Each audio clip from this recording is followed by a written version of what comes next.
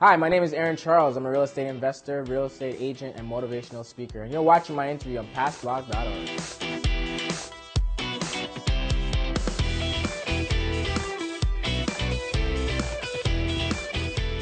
I'm here with Past Blog's Achiever of the Month, Aaron Charles. Aaron, it is such a pleasure to have you with us today. You've had quite an adventure. Adventure indeed. Thank you for having me. So let's explore this adventure, your journey as it were. Tell me what life was like growing up. Yes, I was actually born and raised in Trinidad. I came here at the age of 6.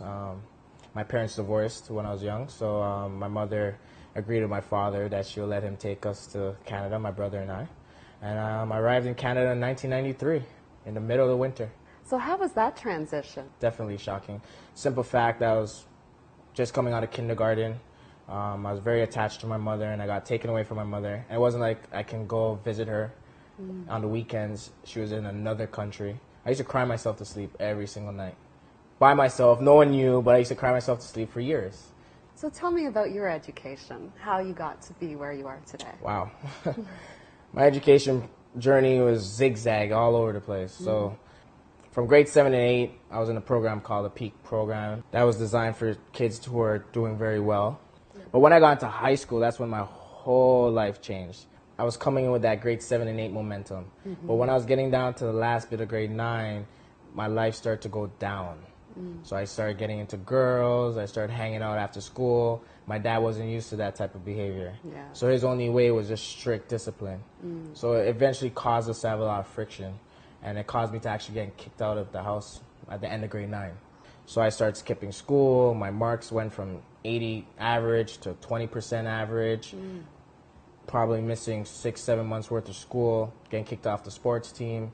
So high school started to get a little shaky for me. I was kind of like that cool kid in school, so I couldn't really show my weaknesses because everyone was looking up to me, right? So it was challenging because I felt like I was living a lie for so long, and no one knew it. I dropped out of high school to work at TDC. I got hired as a janitor, actually, but I was very grateful because I was able to now provide consistently for myself at that time. Can you tell me about your son? It's been a great experience. I always say to him, I tell him to this day, you saved my life. He goes, Dad, what do you mean I saved your life? You gave me life. And I said, you honestly saved my life. Because I feel if I didn't have my son, I wouldn't be here today. Absolutely. I really feel I would have been either in jail, dead, or just non-existent to anybody. Before my son, like I said, I was very angry. I was very bitter. I was hanging around with the wrong crowd. I never got arrested or went to jail, but I was on the cusp. Any day I stepped outside, something traumatic could happen. But once I knew my son was on the way, I just found the strength to just dig deep and go for it. What was the best piece of advice that you were ever given or had? To study your books. That's what my dad always used to say to me. Education is key.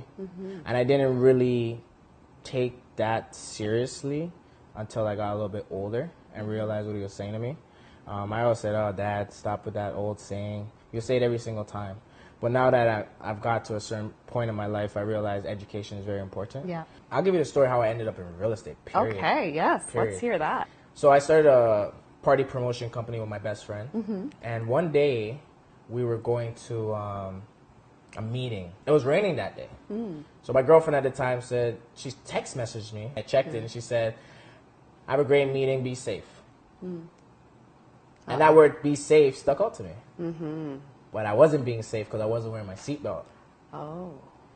So I said, woman always worrying. I put the seatbelt on. 30 seconds later, I got into a head-on collision. While I was recovering from my injuries, because I got injured, a friend called me and said, hey, Aaron, I'm going out to Hamilton to look at some properties. I know you have a rental car. Let's go out there. Because insurance gave me a rental car. I said, yeah, let's do it. And that changed my life because from that day, I've never turned back. Never turned back. So I bought my first property at the age of 23. I didn't get into real estate for the money. I knew the money was there, but I got into it because it gave me something to look forward to every single day. Now, you have had a number of successes. You actually own a number of million-dollar properties. Tell us more. The real estate assistance program, what I created it for was to help families doing well in at-risk neighborhoods get into housing.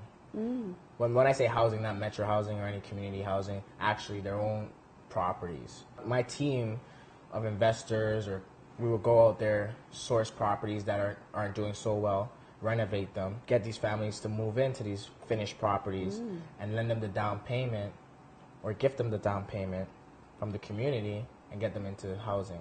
The other angle is if these people are currently renting but their credit isn't too good or their income isn't there yet, we'll put them into the finished products. They'll rent from us. We'll take a portion of their rent and then allocate it towards their down payment. When they accumulate the down payment, we'll then transfer the property into their name.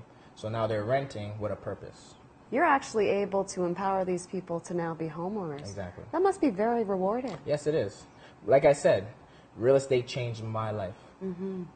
Knowing that I've helped somebody get to the ultimate goal of home ownership is the most rewarding feeling, because I was there. When I bought my first home, I felt freedom. I said, okay, I am building something here. I was so scared to buy my first property. So I'm just letting everybody out there who's scared and they want to make the leap, because we all had to start there. And once you get over that hump, you realize it's not a big deal. Once you change your mindset and you start thinking positive, you get rich in spirit, you start walking differently, acting differently, and then you start planning differently. And it took me a long time to get here, because I was very closed off. I never spoke about my shortcomings. I was almost ashamed of it. But now I realize that people need to hear these things in order to overcome what they're going through. So even if I can impact one person's life, I can say, you know what, I'm satisfied, I'm happy with that, right? I just want to impact one person's life. Well, you certainly impacted mine. Wonderful. And thank you for being here. Thank you very much for having me.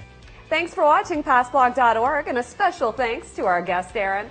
And don't forget, you can follow us at PassBlog.org, Pass It On, and follow us on Facebook and Twitter. Thanks for watching.